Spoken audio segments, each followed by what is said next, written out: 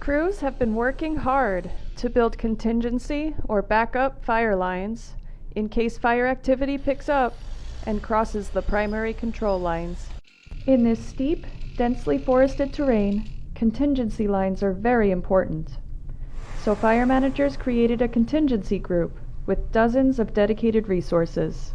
We're responsible for making a contingency line that essentially we look at where the fire could potentially go. So in case the fire does escape our main fire lines, we have something to fall back on.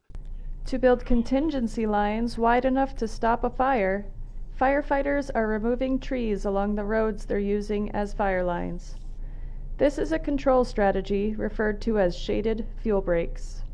So a shaded fuel break essentially is we're removing fuel that's next to the road, and we're trying not to have the canopy touch. So when we talk about the canopy, it's the tops of the trees, and if fire climbs up in the tree, it's more susceptible to kind of jump the line. Before suppression or firing operations can occur near contingency lines, the lines have to be prepped. To prep the lines, crews clear fuels away from the control lines and remove hazards like snags. The work can be dangerous, which is why felling specialists are brought in to take down larger, more complicated hazard trees.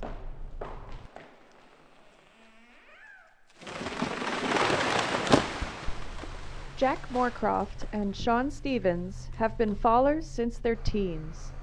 We asked them, what's different about this job?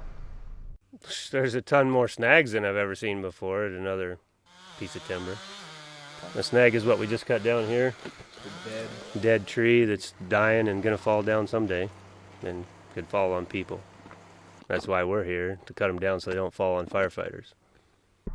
Thanks to favorable weather, firefighters have had the opportunity to make a lot of progress.